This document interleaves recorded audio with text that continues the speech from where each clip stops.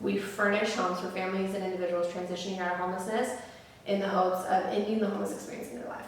And it has a 99% success rate.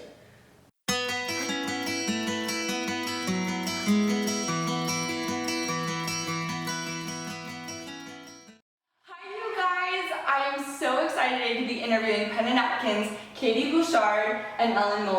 Did I say it right? You did. I did. Perfect. And then Danielle Lynn's not here. Danielle Lynn's another part of your guys' team, and she's my sister-in-law. Yeah. And that's how we all got connected. So I'm so excited. She's really just the best. Can we talk about this? Yeah, talk about Danielle. Danielle is one of my favorite people in the world right now. Like, she just has blown me away. She started out as just a volunteer doing hours, and then she had to leave us and get a real job and get paid, so things are expensive. And then she came across a point where she just needed new housing, and we helped her with that. It's easy to love her. She just, she loves with like her whole heart, and she serves like Jesus. She just does. She so serves just like Jesus. She is great. So yeah, she became a client of ours because we got to furnish her place, and we actually installed a little kitchenette and did some things. Oh, the kitchenette's so cute, you guys. We never did a kitchen before. That was fun. That was really fun. Well, it looks like thanks, thanks, husband. And then shortly after that, we were in a financial position where we were able to bring her on staff. And also, I just didn't want to share her with ABC anymore. She was like working at the school, making the same amount she would be making here, and I was like, we can figure that out. I'm gonna hire you in faith that God will provide, and He has provided, and she's just been an asset to our team. So she's now our secretary and our community coordinator.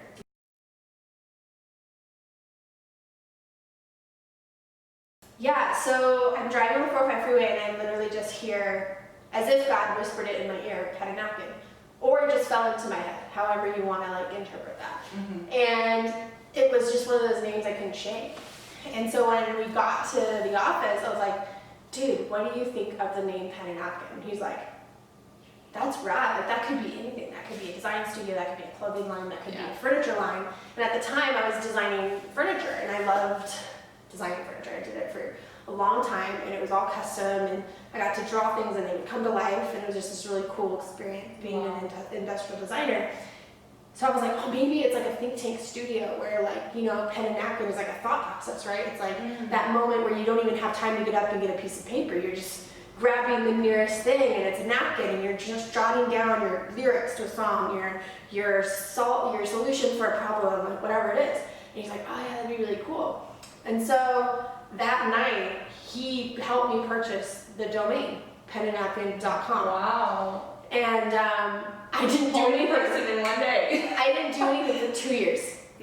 I literally kept going to my job, didn't really like think about it that much. It would be this thing in the back of my mind, like, oh, Pen and Napkin could be this. And then I'd come across like a cool thing, like, oh, that's cool, maybe Pen and Napkin could be that.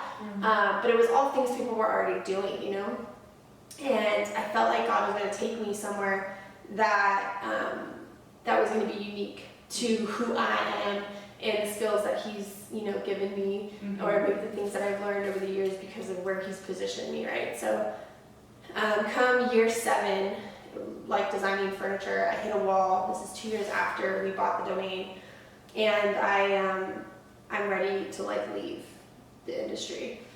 Not because I want to, but because I felt a call out of it. And so I'm at our launch party in downtown LA, 12th floor of the Path Mutual building, one of the oldest buildings in downtown LA, and we had the whole top floor. It was like beautiful. And I looked down, there's this woman basically having her dinner out of the trash. And I hear God's voice again, and He says, this is your new client. Oh my goodness. And I was like, what does that mean, this is my new client? Like, you want me to go down and like talk to her? Does she need something? Like, I've had God ask me to like take someone out to dinner before. That's a little, unorthodox, if you will. But there was just a larger thing happening that God was growing in my heart. And so that was a Friday, and then Sunday I was at church and I was in worship. And I was like, God, I feel like you want me to quit my job. And I'm afraid, like I'm scared. I was like, I pay my bills. Yeah, exactly.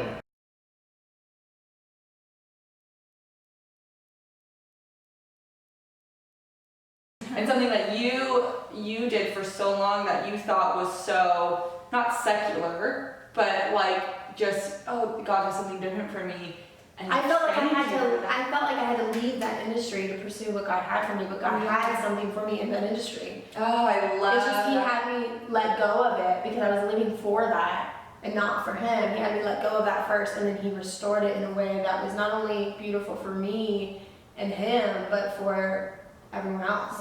And I feel like that's the heart of God, right? Is not, you know, just to be in relationship with us, but to have us be in relationship with one another. Yeah, 100% community. And it's so good to be, even like what I'm learning more and more is like creatively, like you don't have to be, oh, that's my job outside of the church. Like that's your job. Like God is everywhere. Yeah. And so creatively we need to like put light into the dark, you know? So especially in that industry, it's amazing, you guys. How did you get into it? Because you guys were friends, yeah? Not for the first time. No. She already established it. Yeah. When I met Catie at a Bible study, and Catie comes in very pregnant and very loud and very like, she walked in the door and like knocked over like a bunch of books. I was like, sorry. So we're all praying. I was like, oh my God. Yeah, I love it. She had like a screen door attached to her regular door, and I'm very pregnant, and I'm not used to. She's just like, sorry guys, spatial sorry. awareness. Oh, Like, right. Sorry. Yeah. And then I like literally sat on Ellen. I feel like because I She didn't was want to like, sit on the she floor. was like, so can I sit here? And I sat on her. And I was like, are you? I'm not a big like in my bubble person. Like I like having my like space. Yes. So I I was just like, scooted her over with my. I was like, You're like, touch my belly. okay.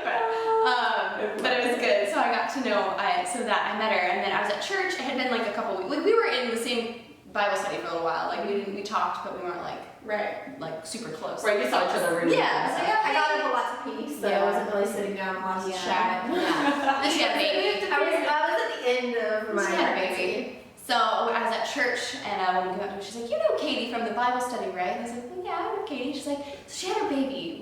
She's just really tired. Obviously, she's a mom now. And do you want to go over and just hold her baby while she takes a nap?" I was like, "Yeah." Wow. I love babies.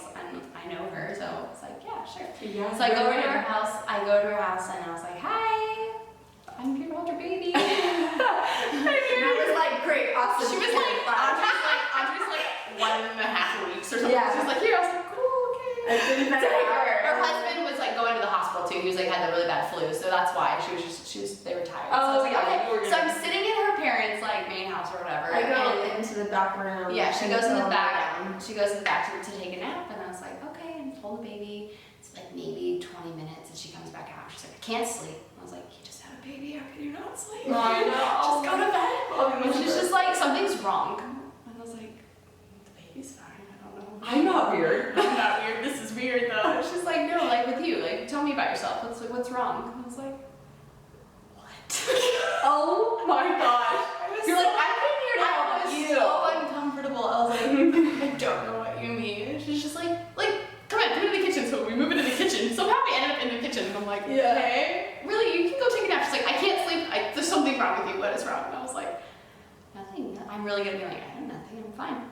And then she just kept asking the question, and then I broke. Apparently, I broke so hard that I just started like weeping in this woman's kitchen, like weeping, Yeah, and a lot of tears. a lot of tears. I felt like holding I a broke baby, down, and it doesn't matter. And I felt and like she I was broke like, her. she just can get a question out of you. But basically, I mentioned what was going on, how I just was like, I don't know what I'm doing. At the time, I worked in reality TV, and I liked my job, but I didn't at the same time. It was exhausting. I worked like 16-hour days, and I just got dumped, but I still lived in the same house with the person I was living with. I hated it, and I was like, I don't know why I'm in this city. I moved from Nebraska to California, and I don't do what I want to do, and I'm so lost, and I'm so broken at this point. And so she's like, she's listening. She's just like, I don't remember what you said, but you were like, you need to do something that's not about you. I was like, what? She's just like, this whole thing, like, she was very kind, don't get me wrong. Oh, for sure. Like, the main point of it was like, everything that you just said was very about you and why it's woe is me. And I was like, oh, okay. But I designed furniture for 7 years, walked away from it thinking I'm never going to experience design again. started this nonprofit, went to seminary, and trying to do these things like write 22-page papers about community development. And here God is introducing me to a need in my community that's furniture that I had no idea was an actual huge need that makes a huge difference in their ability to stay out of homelessness. And so that's what Pen and Napkin does. Hey guys, thank you so much for watching our video and learning about Pen and Napkin. We are so glad that now you know about what we're doing to love our neighbor. And if that's something that you want to do, please go on our website, penandnapkin.org/volunteer. Fill out that form and we'll see you at the next install. Some of the events that are coming up include our gala. Our annual gala is happening August 17th, just in a few days. And because you're watching this video, we want to offer all you Gracelanders a promo code that says Graceland, and it'll give you 25% off your gala ticket. So please dress up, have fun. It's going to be like a 70s retro vibe. We're going to have a 20-piece live band. And all you need to do to register online is go to our website, penandnapkin.org/gala, click on Get Your Tickets, fill out all the information, click on Enter Your Promo Code, enter Graceland, get your discount, and show up and have just a blast. You're going to hear family testimonies, we're going to have an auction, we're going to be able to just clink our glasses and thank God for the amazing work He's doing in our community, and you get to be a part of that. So please join us at our gala August 17th, and I'll see you there.